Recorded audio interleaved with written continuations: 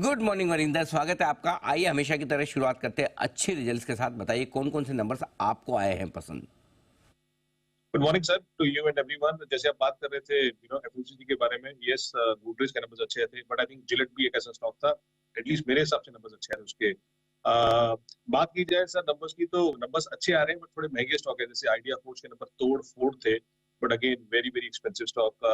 एक स्टॉक जहां पे ऐसा लगता है कि नंबर भी अच्छे थे, एबिटा बीट था, आई थिंक 10% कंसेंसस बीट था जो ब्लूमबर्ग का एस्टीमेट था, और वैल्यूएशन भी रीजनेबल है, वो अशोक लीलैंड है।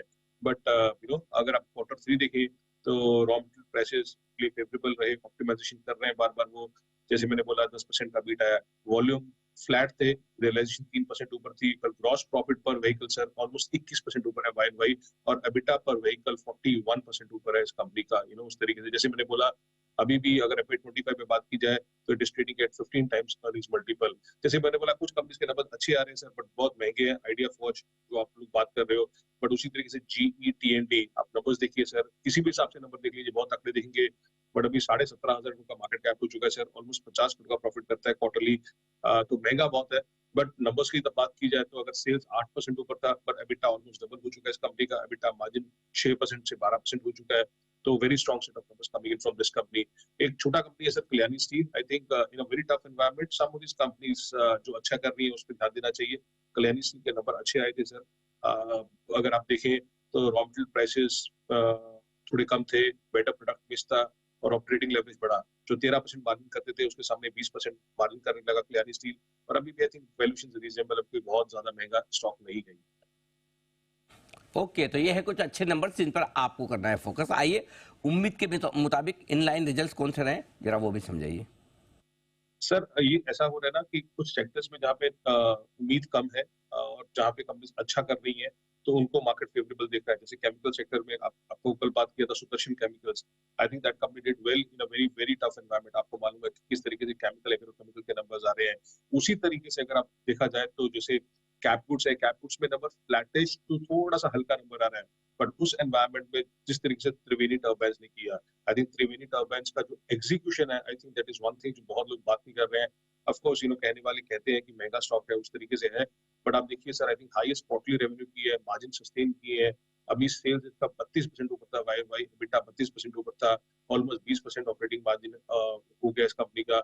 ऑर्डर बुक अराउंड 1530 करोड़ है, 1580 करोड़ है, 530 करोड़ का नया ऑर्डर मिला। ओरिएंट सीमेंट के आई थिंक वॉल्यूम्स कम थे, प्रॉफिटेबिलिटी इन लाइन थी, एबिटा पर टन 650 से ऑलमोस्ट 850 हो गया है, वॉल्यूम डी ग्रोथ हुआ है। अभी भी volume volume volume is the key thing, जो ओरिएंट सीमेंट पे लोग देख रहे हैं किस तरीके से आए। But some of these cement companies are not that expensive, इसलिए लोग अभी भी अच्छा कर रहे हैं। तो इन लाइन में नंबर्स आए थे, पर त्रिवेणी टर्बाइंस महंगा है, बट एग्जीक्यूशन बहुत ओके, तो ये है उम्मीद के मुताबिक नतीजे, लेकिन इस बार कमज़ोर नतीजों की लिस्ट भी काफ़ी लंबी है, और जनरली रिजल्ट सीजन के आखिर में जब हम पहुंचते तो रिजल्ट्स काफ़ी ऐसे आते भी हैं। वरिंदर राय, कौन कौन से रिजल्ट्स आपको दिख रहे हैं कमज़ोर? Sir every single day I think chemicals के नंबर आ रहे हैं, बट एक BSE का नंबर था, यस मगे that mean a lot of great things, आगे जाके किस तरीके से डाइवर्सिफाई कर रहे हैं, बिजनेस को डीरिस्क कर रहे हैं, स्ट्रेटेजिक प्लानिंग कर रहे हैं, सारी की सारी आगे। पर जिस तरीके से स्टॉक भागा हुआ है, उस तरीके से अगर ऑपरेटिंग मार्जिन देखें वो कम हो गए थे, बिकॉज उनके रेगुलेटरी एक्सपेंसेस ऑलमोस्ट 150 से 1000 करोड़ हो गए हैं, तो इसलिए आपको ऑपरेटिंग मार्जिन 45% से 25% दिखे।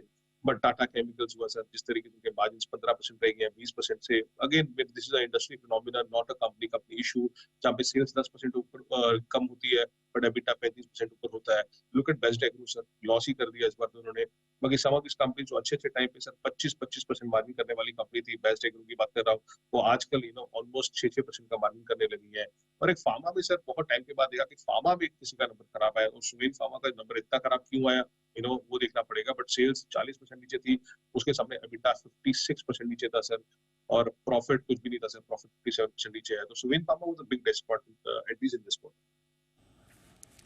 ओके, तो ये है आपके लिए कमज़ोर नतीजों की भी लिस्ट लंबी आ जाती है। देखिए फार्मा में सुवेन फार्मा ने 9% नीचे काफ़ी ख़राब नतीजे पेश किए।